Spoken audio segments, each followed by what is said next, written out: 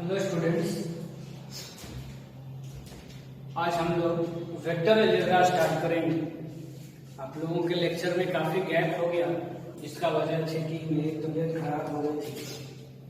इस वजह से हम लोग आगे कंटिन्यू नहीं कर पाए, तो ठीक होने में थोड़ा ज्यादा समय लग गया, इसीलिए मेरा लेक्चर आपको अवेलेबल नहीं हो पा रहा था इतने दिनों से। फिर आज से हम लोग स्टार्ट करेंगे वेक्टर अलजेब्रा। तो सीखते हैं हम लोग इसको, वेक्टर को।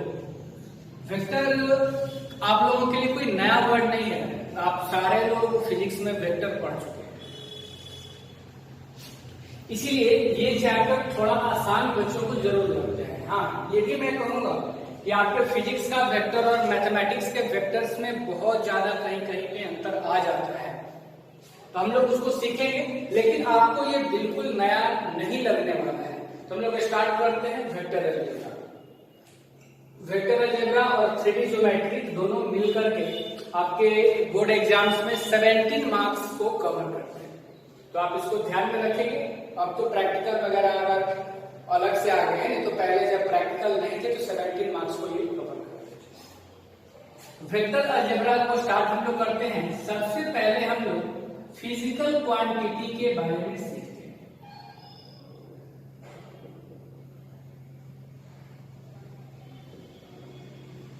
फिजिकल क्वांटिटी क्या है, ये आपको फिजिक्स में बताया गया होगा।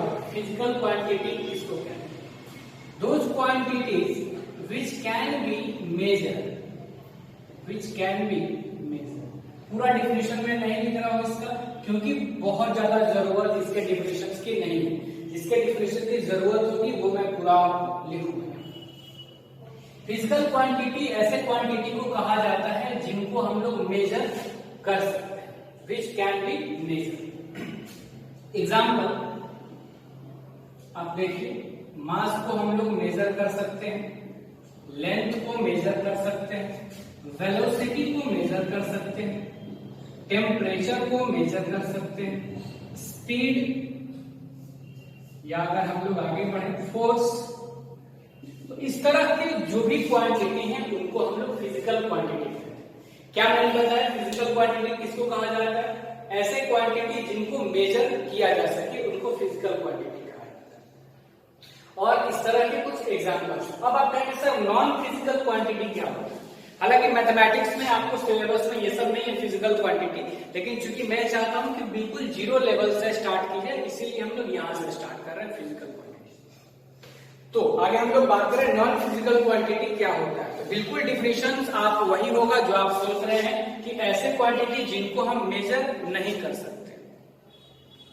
जैसे आप एग्जाम्पल सोचिए, कोई अगर खुश है तो कितना ज्यादा खुश है ये मेजर करने के लिए हमारे पास कोई उपाय नहीं है। तो वो जो हमारी खुशी होगी, किसी की खुशी है, तो वो नॉन फिजिकल क्वांटिटी। या कोई व्यक्ति उदास है, सैड है, कितना सैड है ये मेजर हम नहीं कर सकते। तो ये भी कैसा क्वांटिटी है हमारा? तो नॉन फिजिकल क्वांटिटी। हम लोग को यहां जानना था फिजिकल क्वांटिटी जो मेजर कर सकते। मैंने नॉन फिजिकल इसीलिए बताया कि कुछ बच्चों को लगा सर हम लोग तो सारे क्वांटिटी को मेजर कर सकते हैं। ऐसा नहीं है, नॉन फिजिकल क्वांटिटी को मेजर नहीं कर सकते। या कोई बहुत ज्यादा बोलता है, तो कितना ज्यादा बोलता है ये आप मेजर कर सकते हैं क्या? कोई हमारे पास ऐसी मशीन नहीं है जो इस तरह की चीजों को मेजर कर सके। तो वैसे क्वांटिटी को हम लोग कहते हैं नॉन फिजिकल क्वांटिटी। आगे आप देखिए, फिजिकल क्वांटिटीज को 3 पार्ट में बांटा गया है। पहला है स्केलर क्वांटिटी, दूसरा है वेक्टर क्वांटिटी, और तीसरा है टेंसर क्वांटिटी। फिजिकल क्वांटिटी को 3 पार्ट में बांटा गया है, और ये है वो तीनों ही part, scalar quantity, vector quantity और टेंसर क्वांटिटी। स्केलर क्वांटिटी क्या होता है ये देखिए, ये भी आपको बहुत ज्यादा इंपॉर्टेंट आपके लिए नहीं है। और अभी मैं जो भी डिफिनेशंस आपको बता रहा हूँ, ये सारे फिजिक्स वाले डिफिनेशंस बता रहा हूँ ताकि आप एक बार रिकॉल कर ले, तब हम लोग वेक्टर को मैथ किस तरह से डिफाइन करता है ये हम लोग सीखेंगे। तो स्केलर क्वांटिटी क्या होता है कि दोज फिजिकल क्वांटिटीज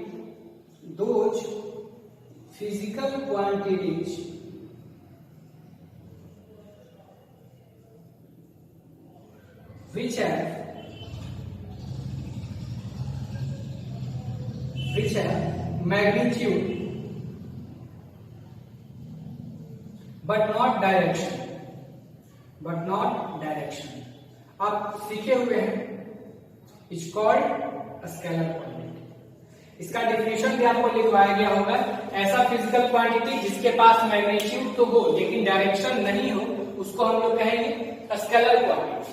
तो स्केलर क्वांटिटी के अगर हम लोग कुछ एग्जांपल्स की बात करें तो इसका एग्जांपल में आप ले सकते हैं मास, लेंथ, टेम्परेचर, स्पीड, डिस्टेंस, ये सारे एग्जांपल हैं हमारे स्केलर क्वांटिटी। आप अच्छे से नोट्स बनाइएगा। Physical quantities, those quantities which can be measured is called physical quantities. Example फिर आप लिख लीजिएगा, there are 3 types of physical quantities, scalar quantity, vector quantity and tensor quantity. Scalar quantity को आप डिफाइन करिएगा, those physical quantities which have only magnitude is called scalar quantities. Example ये सारे। Vector quantity आगे इसको हम मिटा देते हैं और वेक्टर क्वांटिटी को डिफाइन करें। अभी हम लोग मैथमेटिक्स के वेक्टर तक नहीं पहुंचे हैं, अभी हम लोग कुछ बहुत छोटी छोटी बातें जो आपने फिजिक्स में सीखा होगा वो सारी बातें हम लोग अभी करेंगे। सेकेंड था हमारा वेक्टर क्वांटिटी। वेक्टर क्वांटिटी क्या होगा, इसका डेफिनेशन आप देखिए, those physical quantities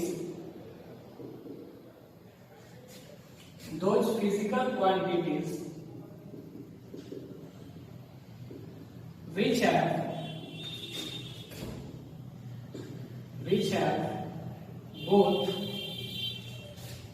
magnitude and direction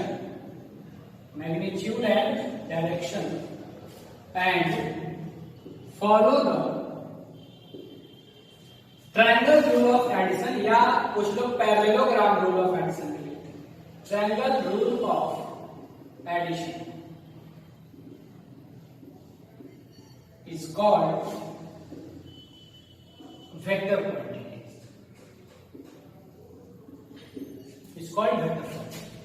क्या हम लोग ने डिफिनेशन लिखा, those physical quantities which have both magnitude and direction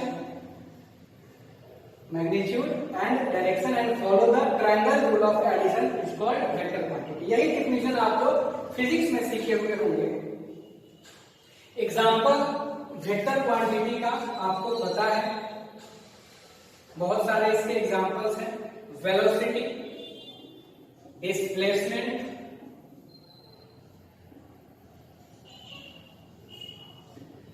acceleration, momentum,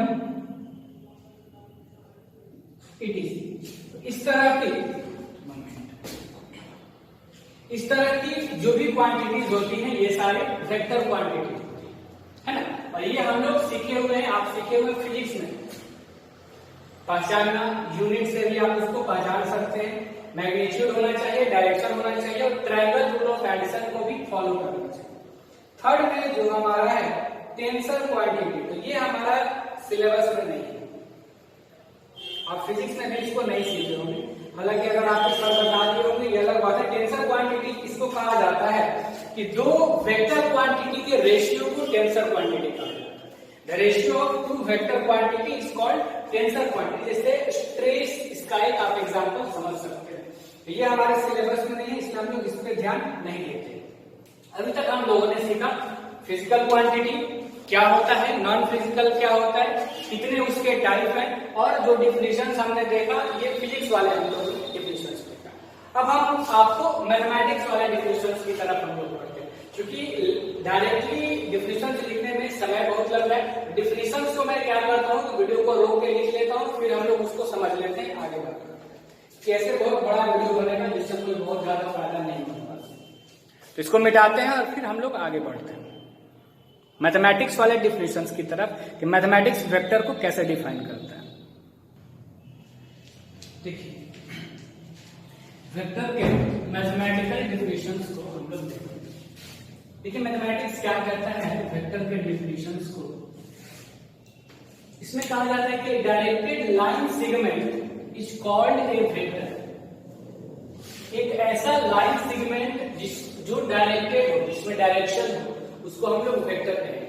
आपको पहले से पता है फिजिक्स से कि वेक्टर होने के लिए मैग्नीट्यूड होना चाहिए, डायरेक्शन होना चाहिए, और आप फिजिक्स में तो देखे ही होंगे किस तरह से हम लोग वेक्टर को डिनोट करते हैं, कैसे ऐड वगैरह करते हैं। तो एक लाइन सेगमेंट का ही आप यूज करते थे फिजिक्स में, तो यहाँ भी हम लोग वही डिफिनेशन मैथमेटिक्स में लाइन सेगमेंट जो डायरेक्शन है। यहाँ हमने लिखा है कि directed line segment which initial point ए। जैसे हम लोग एक लाइन सेगमेंट ले लेते हैं। लाइन सेगमेंट क्या होता है, जिसका दोनों ही एंड पॉइंट फिक्स हो। रे क्या होता है, एक एंड पॉइंट फिक्स होगा, एक फिक्स नहीं होगा। और लाइन क्या होगा, दोनों ही एंड उसका फिक्स नहीं होगा। तो इसमें हम लोग क्या सीखे कि एक डायरेक्टेड लाइन सेगमेंट, ये पॉइंट है हमारा ए और ये पॉइंट है हमारा बी। ए को हम लोग कहते हैं इनिशियल पॉइंट, ए को हम लोग कहते हैं इनिशियल पॉइंट, बी को हम लोग कहेंगे टर्मिनल पॉइंट, या इसी को कुछ लोग फाइनल पॉइंट भी कहते हैं। ठीक है, तो हम लोग क्या लिखेंगे, directed line segment which initial point A and terminal point B is called vector ए।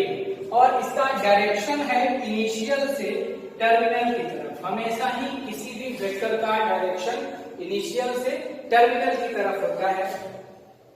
तो इस तरह से डायरेक्शन है। तो हम लोग इसको कहेंगे कि ये एक वेक्टर है ए बी, जिसको हम इस तरह से डिनोट करेंगे ए बी।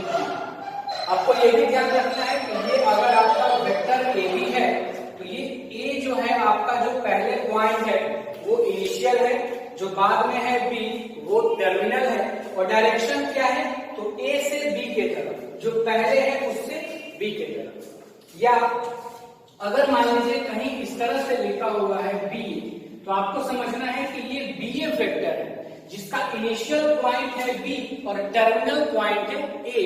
यानी डायरेक्शन क्या है, तो पॉइंट बी से ए की तरफ। अब एक तो बात हो गई कि डायरेक्शन हमको दिख रहा है, अगर मैग्नीट्यूड भी हो तो ये हम बोल सकते हैं कि हाँ ये वेक्टर है। तो इसके मैग्नीट्यूड को डिनोट कैसे हम लोग करेंगे, तो अगर ये हमारा वेक्टर है तो इसके मैग्नीट्यूड को डिनोट इस तरह से, यहाँ एक लाइन हमारा छूट गया है, हम लोगों ने लिखा है कि the magnitude of A B is denoted by इस तरह से, मॉडुलस की तरह साइन होता है।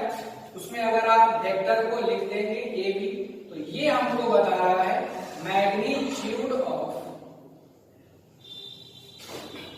Vector A B.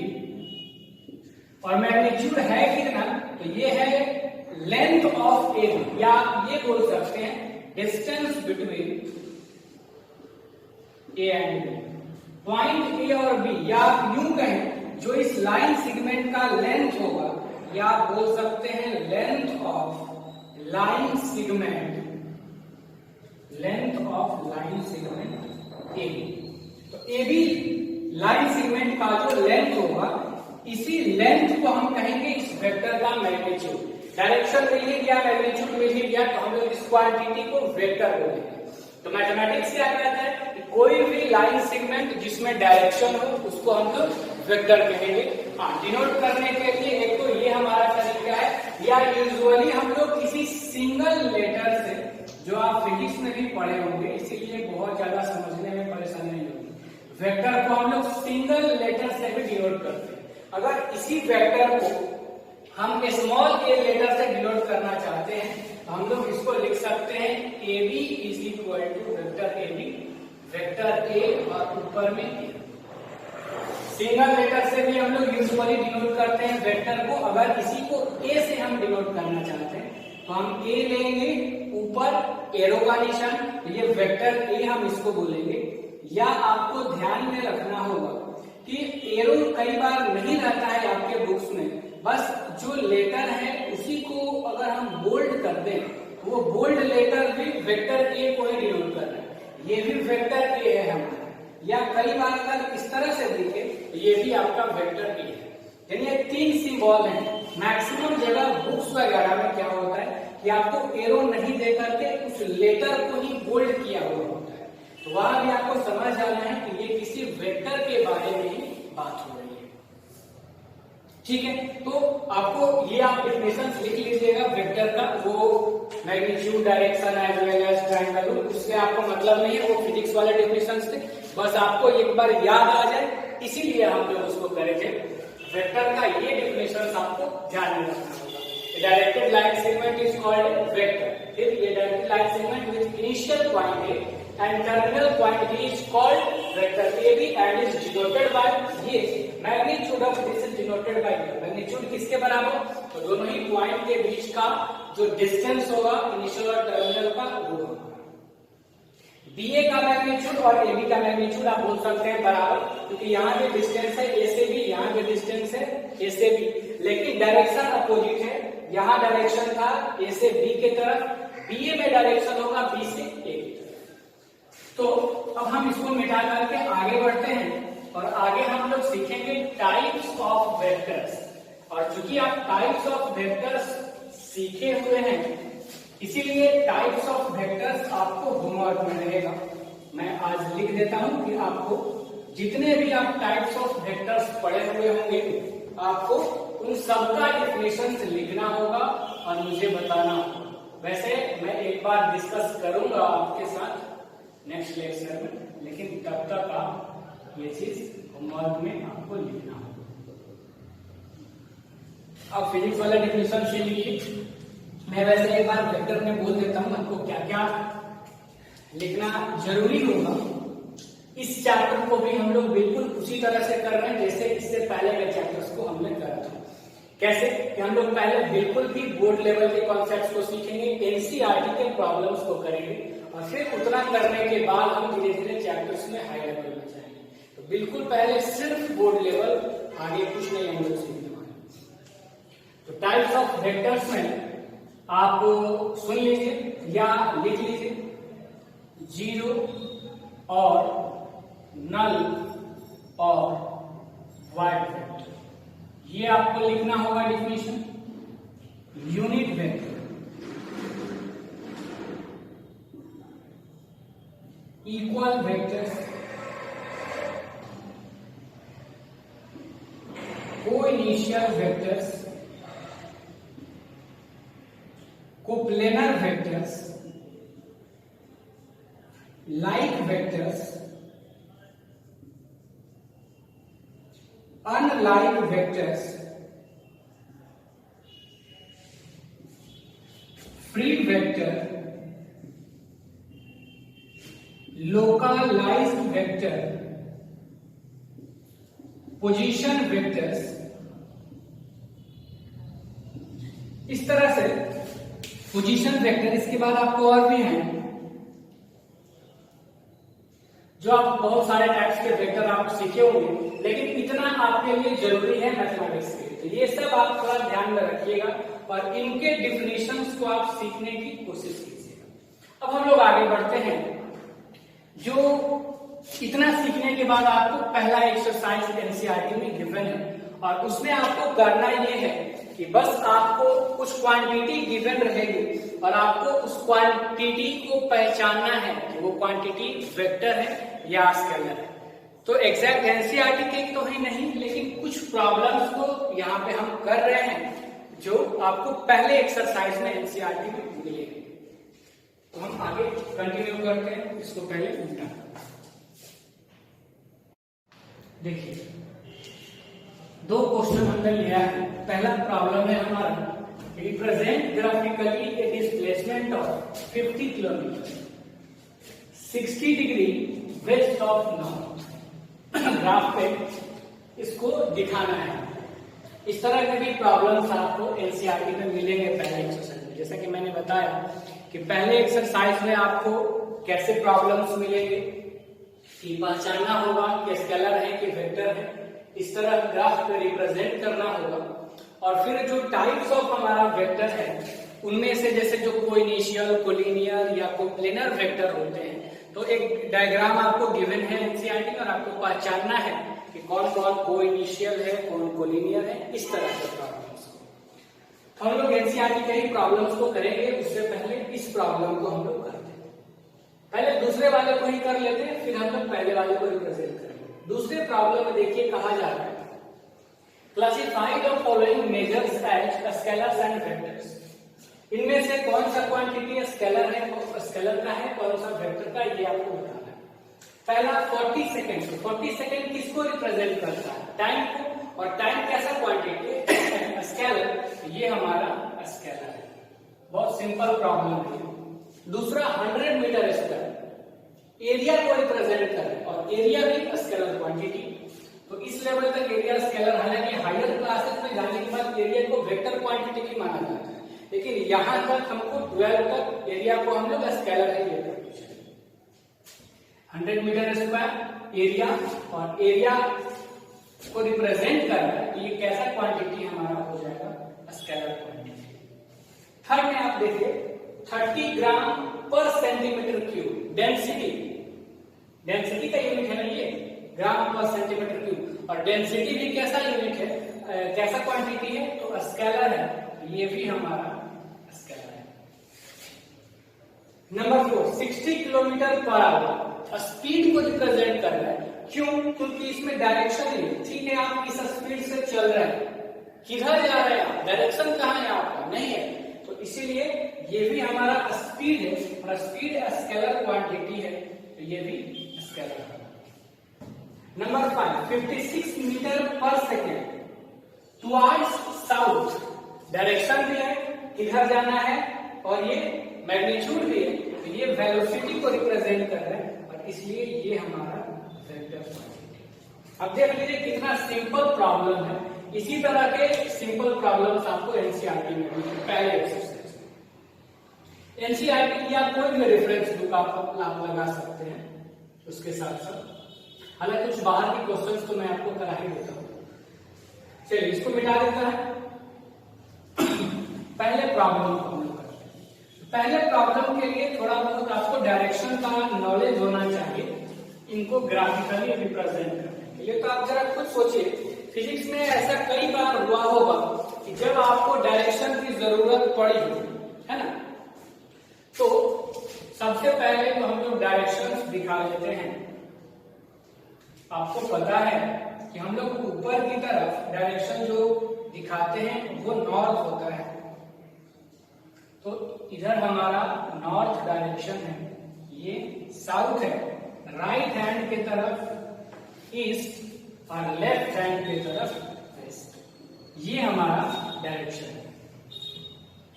अब ठीक है, डिस्प्लेसमेंट है हमारा 50 किलोमीटर है, 50 kilometre. 60 degree west of north, ये आपको डायरेक्शन को रिप्रेजेंट करना है, यानी नॉर्थ से वेस्ट के तरफ 60 डिग्री का आपको एंगल करना है।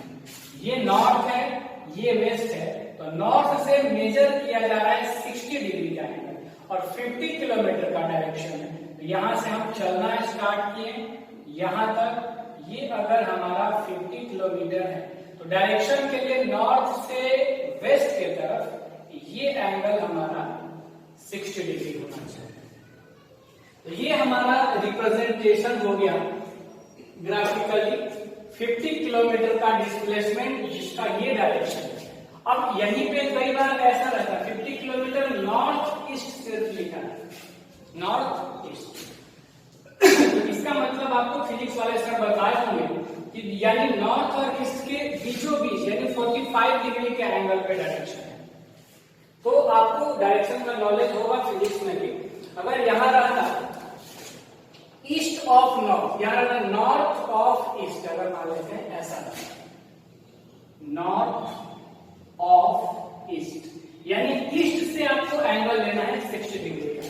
ईस्ट से एंगल ये 50 किलोमीटर का बना लेते, और ये हम 60 डिग्री का एंगल लेते। ये हमारा रिप्रेजेंटेशन है।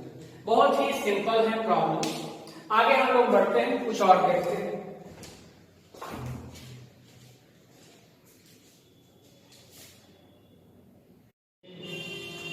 एनसीईआरटी में पहले एक्सरसाइज में 10.1 में टोटल 5 क्वेश्चंस है, जिनमें से 4 क्वेश्चन अभी हम लिखे हुए हैं बोर्ड पे, हम लोग कर लेते हैं।